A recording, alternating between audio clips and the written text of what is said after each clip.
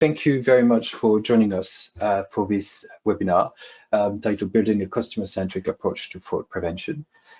First of all, I would like to introduce our panel. So first, we have Sani Mok from Forrester. She's a consultant with Forrester. And we have also Kadir Youssef, the CEO of IHS Technology, that are joining us today for this seminar. Sani, hello.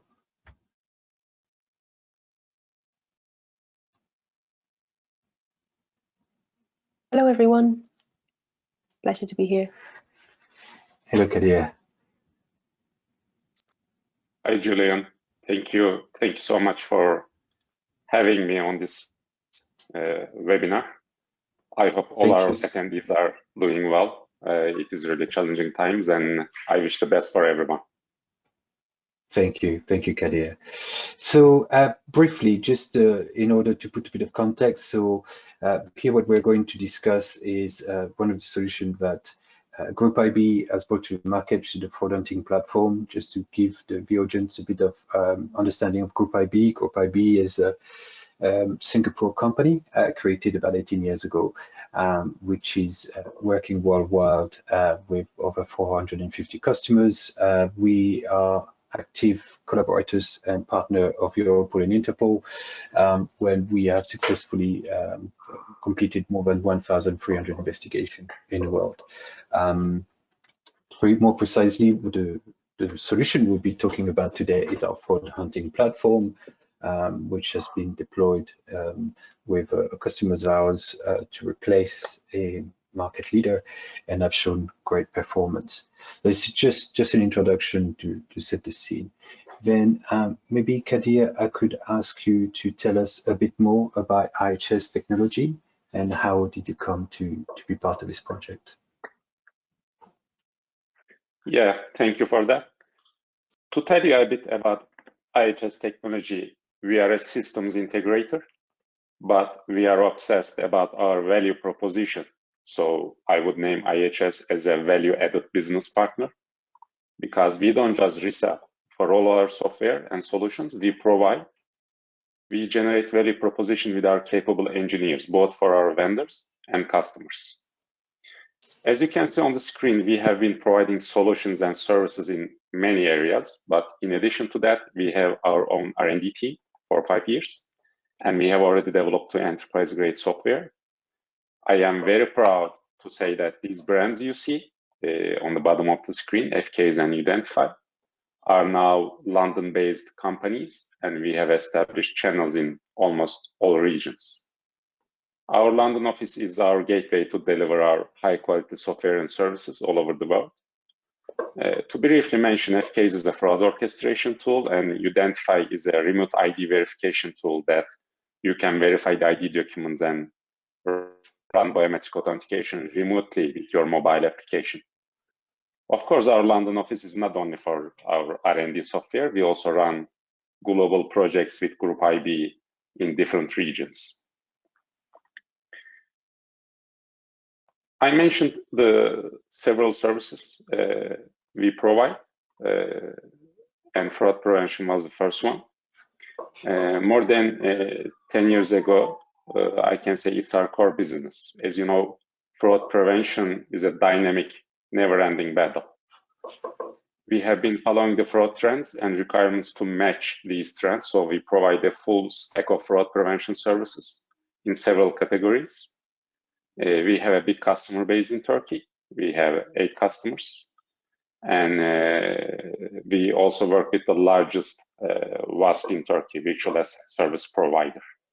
You know, the cryptocurrency companies, because they are also being regulated nowadays in Turkey.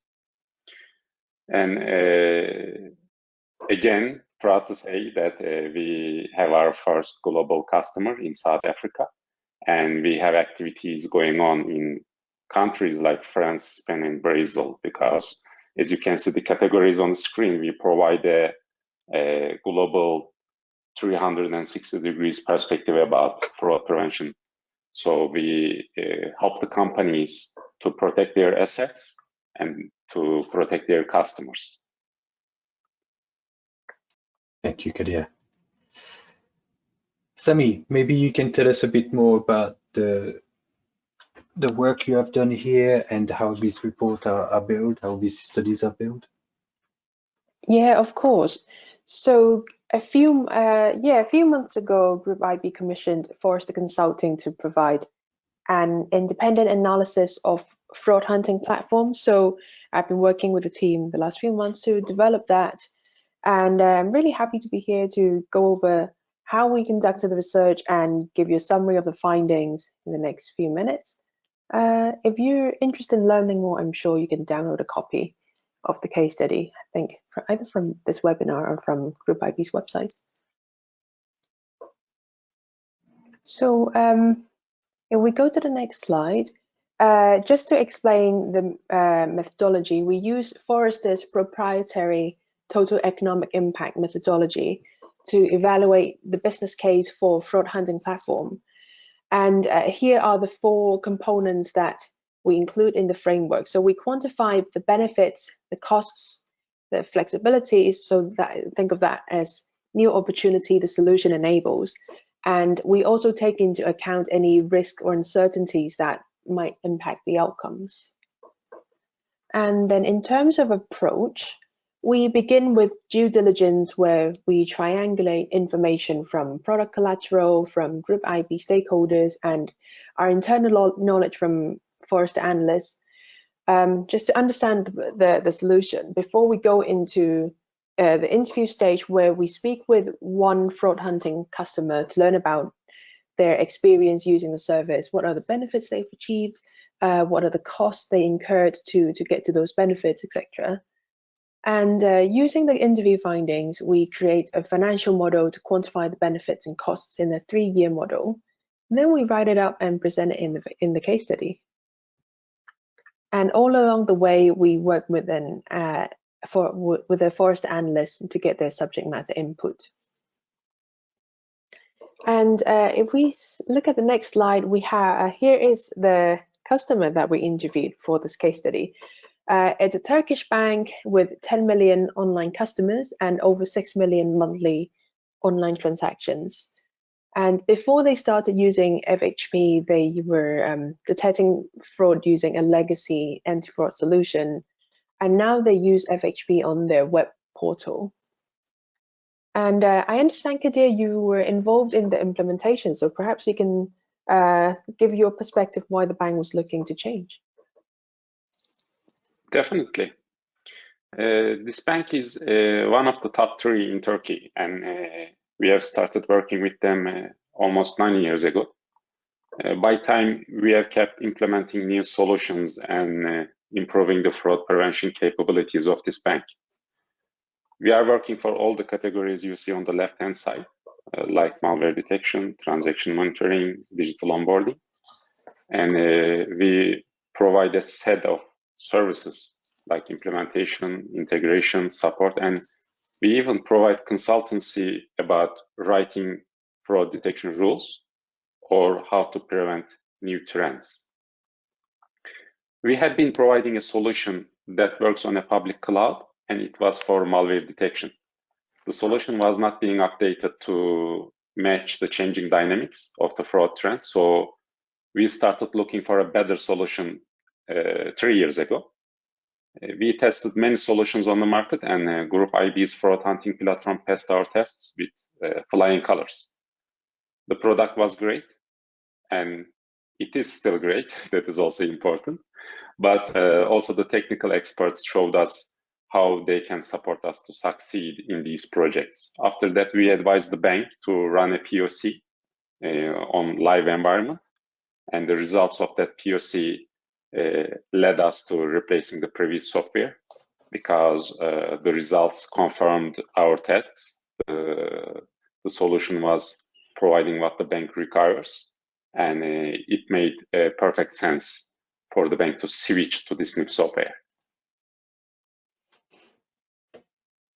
Okay, thank you. Maybe, Sami, you could give us a bit of an overview of the key challenges that we face there. Sure. So yeah, it really does echo what Kadir just said. So our analysis found two challenges that the bank was encountering. So that's timely fraud detection and prevention. So the interview told me that there are just so many false positives, and their staff couldn't focus on the truly risky transactions. And then they had a new kind of cloud hosting regulation in Turkey at the time, and their previous provider was struggling to meet that requirement. So those are the two main ones. Yeah, I can also add an insight about what's going on in Turkey in terms of these regulations. Starting from last year, the banks in Turkey cannot use public cloud due to regulations. The data has to reside inside Turkish borders. But Group IB has a flexible deployment approach. You can use their cloud or you can install on-premise. And we managed to join forces, and thanks to our cloud and hosting experience, we created a local cloud in Turkey. And now we have 6 banks utilizing the fraud hunting platform on a local cloud with no worries on infrastructure costs and maintenance. It is actually surprising for me.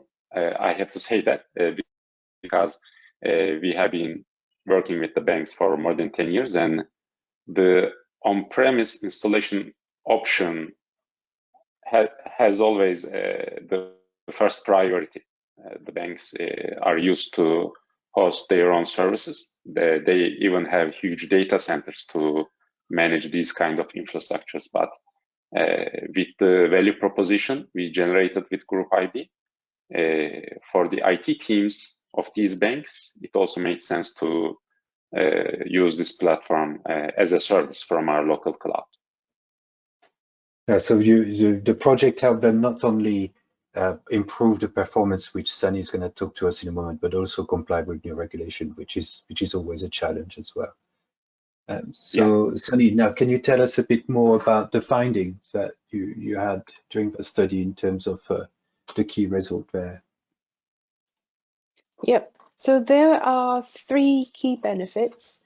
I'll go over them in the next few minutes. The first one is improved fraud detection. So the bank is able to identify some common fraud tactics like malicious attacks, phishing, social engineering, intimidation that these fraudsters will use on the customers. And they're able to block about 70 to 80% over the 3-year modeling period, which is about 10 to 20% more than what they could do before. And this translates into cost savings, because every time there is a successful attack, the bank would incur costs in, well, first the fraud team investigating the cause and doing deeper analysis if they need to prevent repeated attempts.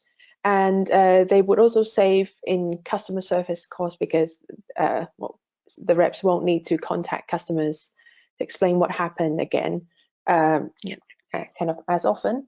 And then there are other cost savings in legal, in reimbursements, etc. I don't know. Would you have any kind of first-hand experience how you guide the bank to achieve this? Yeah, being successful in a POC or implementing a solution is only the beginning for us. It's the beginning of a journey with our customer. In line with our vision about generating a value proposition as a trusted advisor, not only as a reseller, we keep a close eye on all our projects and make sure that the projects continuously generate good results. And the results we saw in this project are great and considered to be a success story inside the company. So these results confirm that we managed to guide our customer into the best direction as their trusted advisor. And I cannot be modest about this, but in this project that we do with Group IB, the teams we work together in this bank, they became the rock stars in their company with these results, because the ROI is not always commercial. Some outcomes like reducing the false positives and blocking more fraud attempts They also improved the effectiveness of the fraud operation teams as well. So we were able to witness all this journey because we were closely with our customer. That's always a tricky balance, but to manage to bring up the effectiveness of the platform without bringing down the efficiency of the platform in terms of the number of false positives generated versus real case captured. It's always a very interesting thing to do. I think that leads us to the next slide quite nicely, really, in terms of operational cost saving that you've seen there, Sunny. Yeah, indeed. So we were just looking at kind of the business impact of better fraud detection, and now we are looking at kind of within the organization what the operational cost savings if you're able to reduce false positives. So in the case of this customer, by collecting user and device data, they're able to detect anomalies in customer behavior with a high degree of confidence. So that means, so actually within the first year of implementation, they were able to reduce false positives by 20%. And this means a reduced workload for their fraud analysts and the call center operators. And another thing related is because they can establish customer behavior, like a normal behavior, they can focus on the more risky transactions. So this means they require now 30% fewer one-time passwords. Well, it was SMSs back then, and I think now it's transitioned into OTPs. Essentially, they send out fewer of these for two-factor authentication purposes. Mm-hmm. Kadir, when did that transition from SMS went to OTP in Turkey? Can you tell us a bit more about that? Well, it happened last year again with the new regulation, and the thing is, mobile banking Trojans have been in the market for a very long time now, many years. There are many types of these mobile malwares, and we detect thousands of them every day with fraud hunting platforms mobile protection. But for our attendees, maybe who don't know, there's a type of malware that is able to forward an SMS you receive. It is like call forwarding. You try to sign into your banking account, you reach the OTP step, but you don't receive the SMS. Usually, many people would normally think it's probably some lag in my service provider, so I will click for another SMS. Meanwhile, the original SMS is forwarded to the fraudster, and they are inside your banking account before you do. So our local regulator, BDDK, is very capable about following these kind of trends and including necessary precautions in the regulations. Starting from last year, the banks are not allowed to use SMS as a second factor to authenticate their clients. They all implemented secure push notification technologies for this purpose, and it was an important step forward to reduce related fraud cases in Turkey. So it was like a common achievement locally in our country.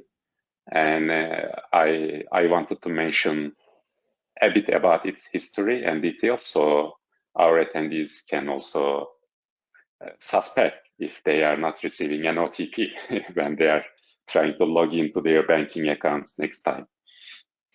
Absolutely, absolutely. I think that the next slide take us to the changes in terms of cost compared to the legacy solution there. Sunny, can you tell us a bit more about this? Yeah, so this one is relatively straightforward. Essentially, the legacy solution that this bank was using cost 30% more than fraud hunting platform. So by switching, the bank saved over $500,000 US in legacy solution licensing costs over the 3 years. I mean, of course, they still have to pay FHP for the FHP licensing, but that is considerably less. So yeah, that's how they cut costs. And that come back into what Kadir was saying earlier, and the need to make sure that the the end user here is getting the best ROI within the overall project, right? Yeah, this is how you become a trusted advisor. Being a trusted advisor for more than 10 years with a huge organization like that, it requires to be honest, open, and it requires for you to watch out for the benefits of your customer as well. So with this project, we saved a lot of costs in terms of licensing. But in addition, there were some non-commercial gains, let's say, like Sunny mentioned in the previous slide, like reducing the false positives and improving the performance, reducing the workload. So in overall, there were a lot that was gained from this project. And I think it's important nowadays to make sure that when people are looking at the fraud prevention ecosystem, if you want to say, to make sure they use the right partners which are here with the right objective in mind. It sounds obvious, but when you actually look back at the people you're working with and to see if the objectives are aligned within what they are trying to achieve in your organization and what you are trying to achieve in your organization, it's not always that obvious. So it's good to hear that when you have the right partner, it's still there, that intent to do good. Sunny, can you tell us a bit more about what you have discovered during the study in terms of additional benefit for the end user? Yeah, and I really like the point you were talking about aligned objectives because, for example, you can see on the slide, fraud hunting platform delivers more benefits, we discovered. So the first one is improving customer digital experience. So, I mean, apart from helping your business, you also want to help your customers. So in this case, FHP helped the bank to ensure security without creating too much friction for their customers. And the other one, which is also really important, is mitigating reputation risks by maintaining customer trust. So here I want to quote the interviewee who said that if people start thinking that online banking at their bank is risky, it's a very high cost to the business. So having that consumer confidence that their assets are safe at the bank is essential, not only to their reputation, but also to customer retention and acquisition. And of course, users of fraud hunting platform have the flexibility to expand the coverage, either use it on, for example, their mobile channels or protecting a wider range of transactions and business activities. That's an interesting point there, and I have a question that will be set into a pool for the end of our Q&A session. But there is an appetite for banks and other large organizations to embrace more digital product. And I guess, I put it to you, maybe to you, Kadir. Do you see that when there is an improvement into the risk management, the performance of the risk management tool, it enables your customer to then embrace more digital product, or it does not really affect them? Well, Turkish banks are embracing the digital transformation and they keep increasing their services and channels. While doing that, they also increase the attack surface for the fraudsters because the more channels you have, more vulnerable you are.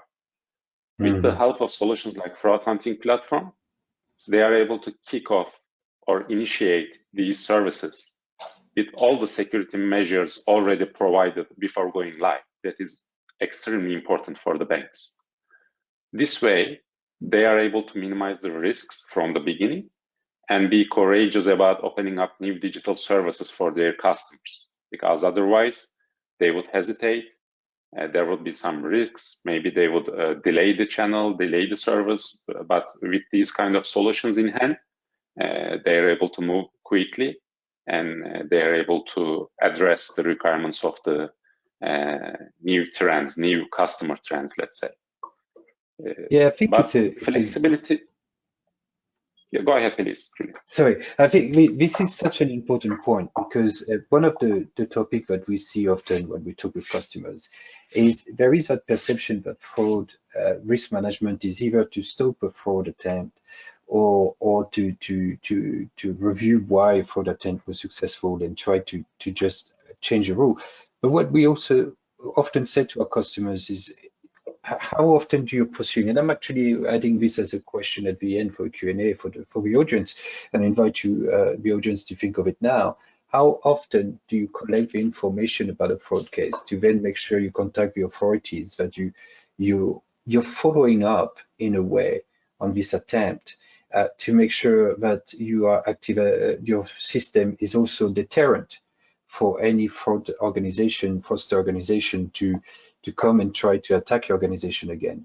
I think the perception that a fraudster is an individual very highly IT skilled in his room attacking your organization is wrong. They often organize crime, they run this as a professional activity at the campaign. So it is important to me in my mind when I hear what you're saying to make sure that it doesn't stop. Stopping fraud doesn't stop at detecting. It goes further on make sure that you're following up on this attempt. Yeah, the thing is, Julian, usability or let's say end user experience and security is a tough balance to achieve. You can have a perfectly secure system, but you may have zero happy customers because it would be too difficult to use that service or channel, let's say. So to think like primitive, if you close all your digital channels, of course you are perfectly secure, but then you won't have any business. So yeah, it's a fine balance. Yeah, it's a fine balance. Tough balance to achieve. So when you are using these kind of platforms or services, it has to be intelligent in a way that that enables you to be flexible.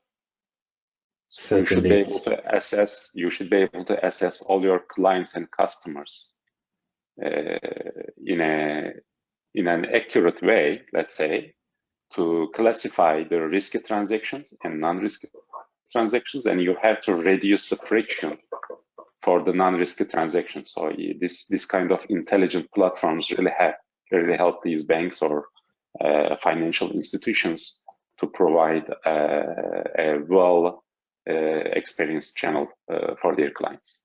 Absolutely, and I will link. I had a question in by the audience right now that I will put in your Q&A that relate to what you said about managed services and how they can probably help the customer that don't have all the experience in house. So we'll discuss this during the Q&A. Just to keep us in line with timing, I'm just going to move us forward a bit. So, Sunny, could you tell us a bit more about the bigger picture? Free risk adjusted. So what does it mean really for a customer here that is contemplating changing platform? Yeah, so in the TEI model, we look at costs as well as benefits. So for fraud hunting platform, there are two cost categories. The first one is licensing, which takes up the majority of it. It's something just about $440,000. And a smaller chunk is the initial implementation and ongoing running cost, which is just about $51,000. And this is a 3-year course, so that's what you'll spend over 3 years. Okay. And so that leads us to the overall summary. What most of us care the most when we are contemplating talking to management and presenting a project, the ROI. Yeah, so to sum up, we boiled down the analysis into a couple of 3-year risk-adjusted metrics. So fraud hunting platform delivers an ROI of 130% with a net benefit present value of $639,000. So as Julian said, it's really important to whether you're trying to justify an investment or whether you're looking for change, it's always good to put together a business case, and you can use the TEI as a reference to apply your own situation into it and find out how the solution can potentially impact your own organization. Okay, I think this is really a key statement. What we see is, of course, POC also have a cost. It means that you need to invest resources into this, and it's always good to have a great visual of what you could achieve in the end. So with this, we're now entering the Q&A section of this webinar. So I have a couple of questions that have already been put to us. So what I will do is to the audience, if you have any question, feel free to use the platform to send it to me. In the meantime, I'm going to launch the polling.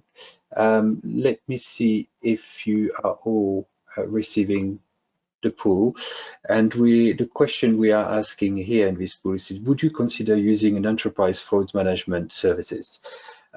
So this is related to what you were saying earlier, Kadir, in terms of when some of the organizations don't necessarily have all the resources that they need, right? Yeah, absolutely. It's very similar to the trend of having managed security operations centers, because especially with the pandemic, we have seen the trend that the fraudsters, the attack vectors, are not focused only to huge financial institutions. They are moving towards the middle segment. So these middle to small size businesses don't have the IT resources or don't have the infrastructures to establish and operate these kind of fraud management departments. So we have been seeing the request from the market that we provide our expertise and our consultancy as a managed service to these kind of companies to monitor their transactions, to alert them, to notify them, and to notify the authorities as well when required. So this is definitely a thing that we see growing. But of course, we need a few years until it is correctly regulated and it is out there. Okay, and I'm still waiting for the answer from the audience. We're about 40% of the audience voted. So, Sunny, while we're waiting for the result of the poll, is it something that you also see at the Forrester level? Is it something you see the industry moving towards? And what are your views on this?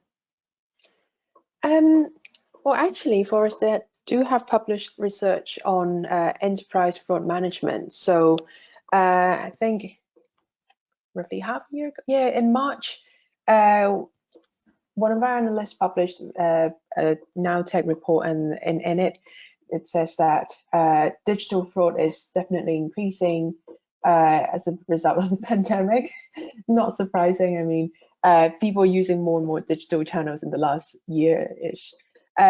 So EFM solutions are in more demand, and they do play a great role in reducing fraud loss and internal labor costs with investigating fraud without disrupting the customer experience.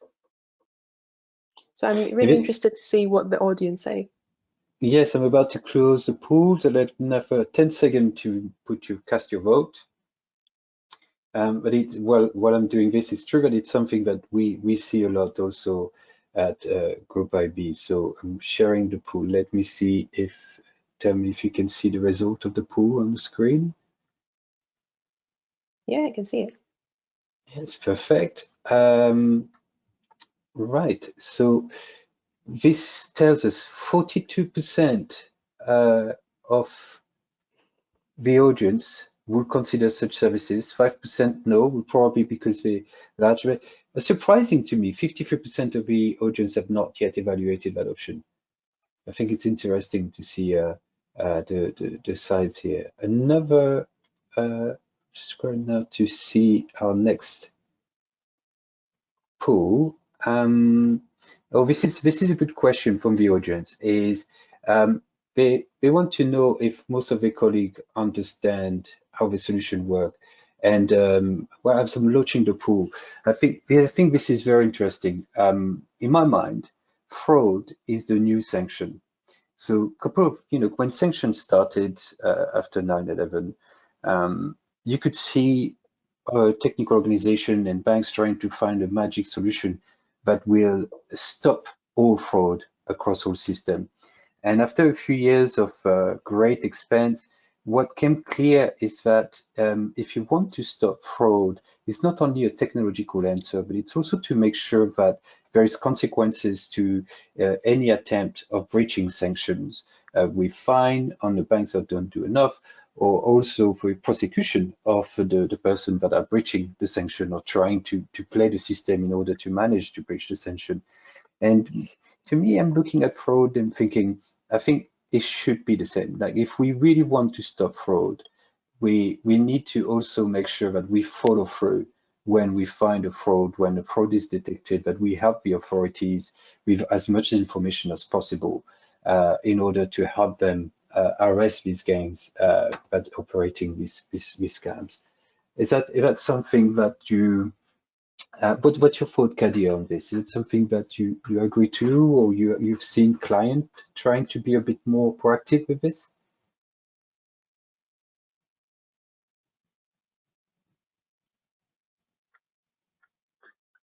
Actually, the communication channels and information sharing in this sense has a really high frequency in Turkey.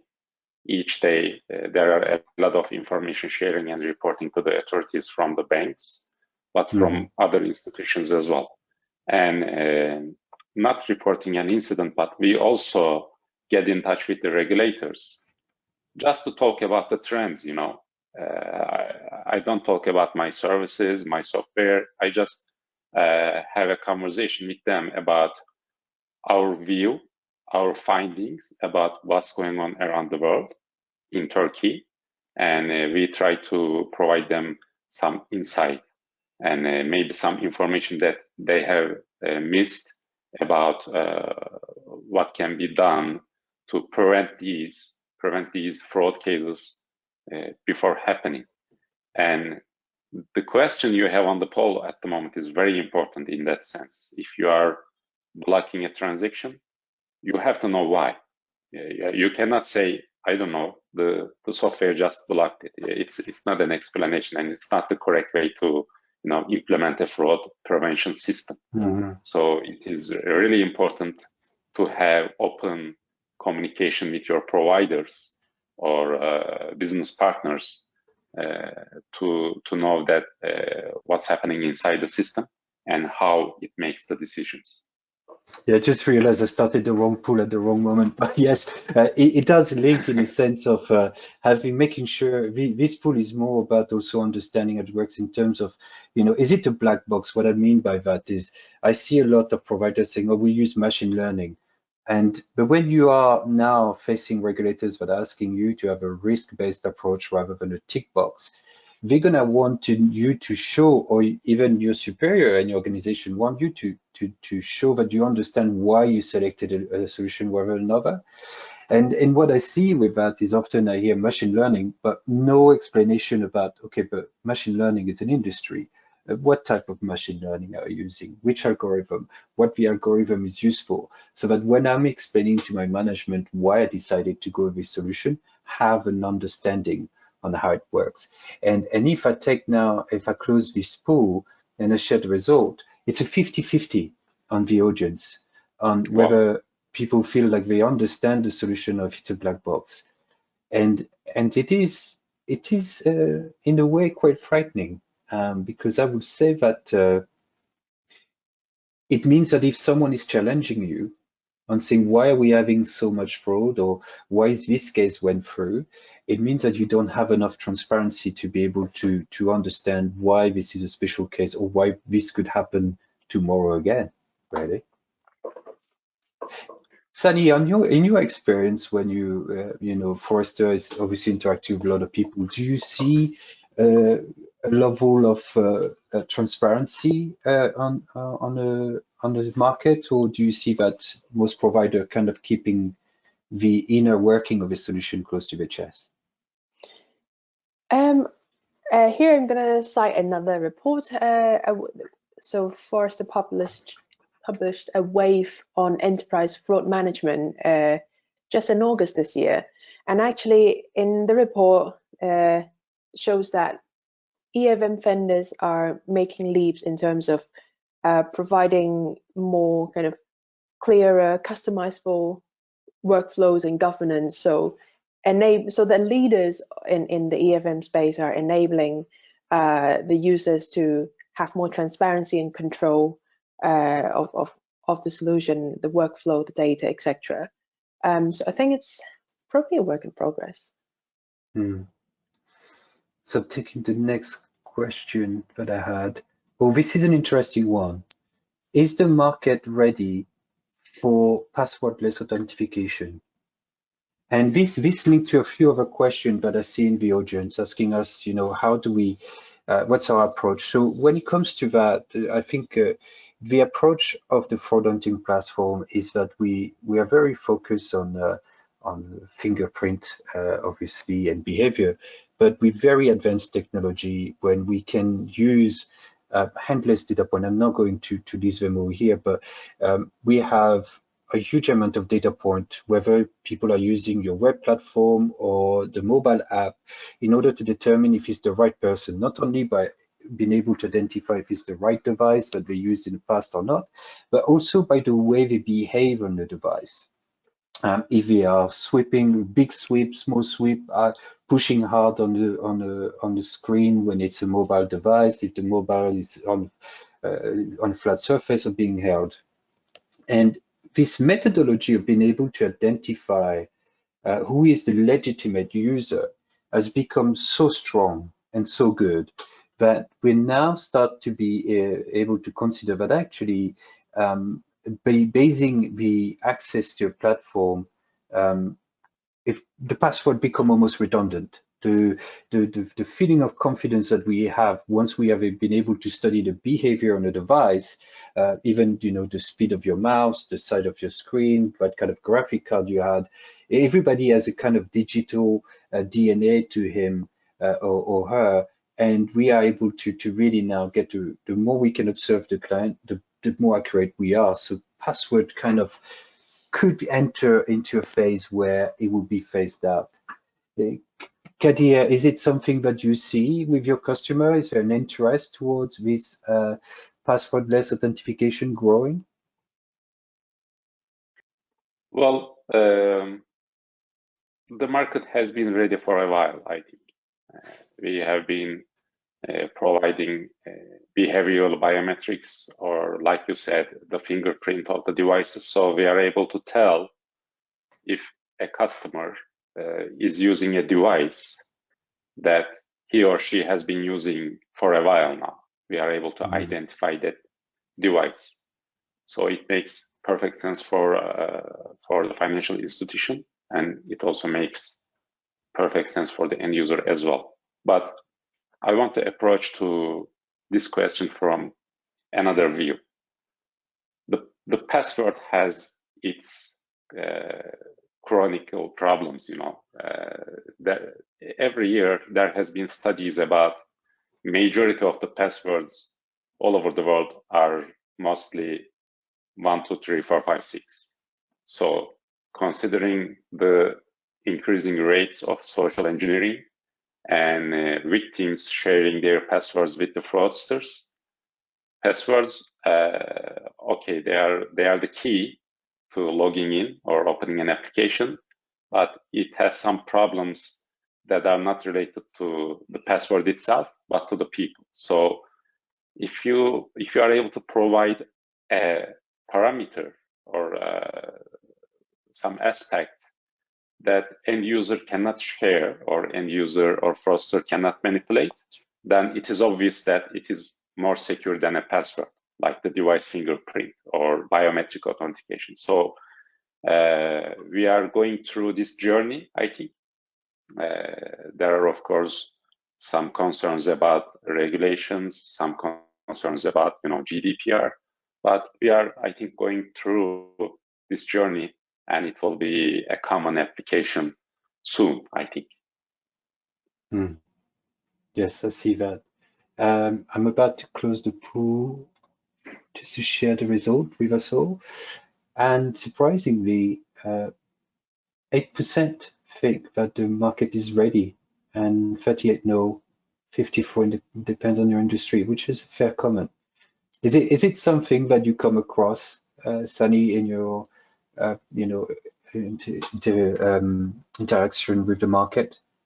This question on passwordless authentication? I think I'm not too surprised at the results. I mean, password is the first line of defense, but then looking at statistics, number of stolen usernames and password in circulation has increased by 300% since 2018. So there is certainly a potential for multi-factor authentication, biometrics, which is growing a lot, as Kadir said. But actually, consumer attitude is also another key thing to consider when it comes to implementing other ways of identification, because you don't want to create too much friction for your customers. And in fact, just for example, looking at the US consumers' attitude varies in terms of kind of which phone operating system they use, their age group, gender, etc. So it really is important to understand your customer's attitude towards authentication on mobile devices. Yeah, that's a very interesting point, because although the technology is ready, the perception of the public that it should be harder than this to log on to my banking online banking account is probably also a kind of a marketing issue, where rather than a technological issue at point. Like we might know that from a technology's point of view we are ready, but the audience might not, just because they need to feel the sense of difficulty to log on, right? It's probably a perception rather than reality. Since you're talking about difficulty to log on. So for example, we see password complexity is growing. Sometimes you need longer passwords, special characters, etc. On the other hand, we see interest in biometric is growing. So let's see. In 2018, people who are not interested in using a biometric login mode is 37%, and in 2020 it's reduced to 15%. Interesting. So I think it is changing, yeah. Yeah, and I had a question by the audience on how difficult it is to implement the solution. So I'll just cover very quickly. It's actually very, very simple. You have an SDK, which is a small bit of code that needs to be integrated into your mobile app, if you have, or a web snippet for your website, which is, again, just a little bit of code that you add at the top of the website so that we have the interaction between our platform. So from an end user point of view, adding the capability to communicate between our platform is very light, where I guess most of the work will be in terms of setting your rules, making sure we adapt the risk appetite of the solution according to your policy, because every organization is different, you have different risk appetite. That's probably where it lies the most, and it's more with your risk team than the IT team, really. And so for some cases, they still use a JavaScript. It's also possible, but it's less favorable because many application or server are more squeamish about JavaScript. Katia, you may be able to comment on that question. Have you found it difficult to implement? Was it labor intensive? It was actually quite easy for us. There are two reasons for that. One of them is we already had experience with similar type of integrations. So we are able to advise and help our customers to implement an SDK to their mobile application, or implement a snippet to their web application, and check if the data transfer is happening as expected. But another reason that simplifies this process for us with Group IB is the technical team and fraud experts in Group IB. They helped us a lot. We have really really good communication channels. We communicate with them daily, and not only for the integration, also after the integration to increase the productivity, let's say, of the solution. They help us a lot, because you cannot fix your problem by just installing a great product.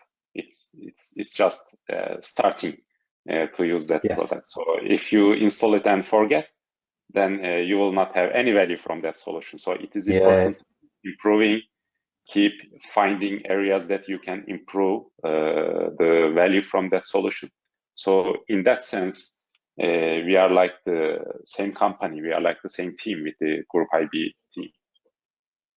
I think this is a very important point. I think, and it goes again with another point mentioned earlier, is the fact that it doesn't stop at whether you detected the fraud or you missed it.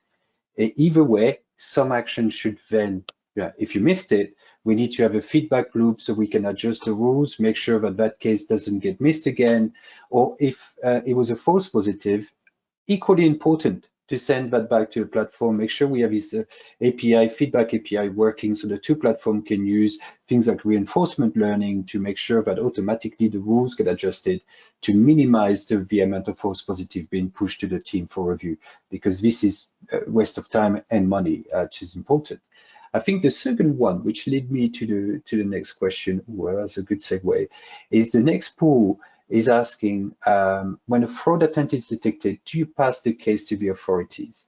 And this is, I'm looking forward to see the result, because I guess for us at Group IB, this is a big element. The Group IB started as an investigation and really, really specific cyber threat. And so what we have is, when the platform identifies fraud, all the parameters of that fraud are compacted into a package that can then be sent to an investigation team, whether it's at a partner like IHS or within the Group IB investigation team. They will then continue the investigation, try to do the detective work really to create a bigger case, have as much element possible to then enable you to pass it on to the authorities. And this is absolutely critical. I see the fraudsters like bullies in a schoolyard. If a bully finds a victim that doesn't fight back, then they will carry on. If they find someone that bites back, they will look for someone else to bully. And my advice to my customer is make sure that when someone is targeting your organization, fight back, because they are not amateurs. They are organized. They use Salesforce. I've seen call center, which, if you didn't know that this was a criminal organization, you will think it's a genuine enterprise. We have Salesforce. We have all sorts of dashboard monitoring their progress, and these people will also monitor the target, which are dangerous, which are more likely to go after them, and they will avoid you. Make your company dangerous to deal with by collecting the right information, passing on to the authorities, in my view, is critical. And I don't know, Sunny, when you talk to the big wild world with your audience, do you see the same? Is it something that you also think could be a trend coming? Actually, I would want to find out from the audience what the practices are, actually. I let that go. Kadia, while we're waiting for the audience to finish voting, I'll give another 20 seconds to the audience to finish their vote. Is it something that you see that your customer are trying to really make sure that when possible they will prosecute or follow suit on a fraud detected? Absolutely, yes. And many of them are actually obliged to do that, because this has a recursive benefit that is very important. These bullies, like you said, they get bored quite easily. So if there's a challenge in a company, they move on to other companies to quickly get some illegal gain, let's say. So if you report these to the authorities, then you enable the authority to prevent the spread of some attack vectors. So that's really important, I think. Absolutely. You know, you were mentioning earlier banking Trojan. A couple of weeks ago, Group IB helped the authority in Netherlands to arrest a gang that were using Freebot in order to scam individuals, and that's something we're really proud of, and we're really pushing. Interesting result from the pool. 7% no, 57% yes. That's good. That's encouraging, and 36% we need additional support to do this. And what I'm pleased to say, it is there. You know, you should talk to your partners. But I think that certainly for us at Group IB, we don't believe that preventing fraud stop just at detection. It carry on forward. Sunny, what do you think of those results? Surprise, or that's what you expected? I think you're right. It's encouraging that almost 60% are passing it to authorities. I mean, you need to. I think it's a give and take. You want to gather resources. Gather data. What's happening? What are the changing tactics? And to do that, you need to share in order for people to kind of get the same information. So the sharing, I think for us at Group IB, we're doing it systematically. We have a threat and intelligence and attribution solution that from day one, when we switch the platform on, is fed with all the data we've seen with every client we have, any fraud that we detected, we create what we call a global profile for the fraudster or the fraud scheme that is shared. And it's important, you're right, it's very important that this is passed on. I think that what is missing a lot is this willingness to then do the effort to contact the authority and make sure that as much can be done to deter people from doing that again. So I think we have time for one more poll. So this one is interesting. Have you reviewed the performance of your current fraud prevention solution in the last 2 years? I confess this is mine. I have been a good boy. I tried to keep this webinar not sassy, very factual, but it's something I'm very interested into because I think that to Kadia's point earlier, sometimes we see these as set and forget, and it is dangerous because as we study that showed the legacy system is a very good solution, no doubt. But we are in a way weapon race here. You must make sure you have the best equipment towards what your threat is, and reviewing your technology on a constant basis is absolutely essential. I think in this technology war, in a way that we are against a very innovative fraudster, and so Kadia, I'm going to ask you to make a guess there. What do you think the pool result will be? How many of the audience have reviewed their solution within the last 2 years? Well, maybe 50-50. I don't know. We will see. 50-50? Okay.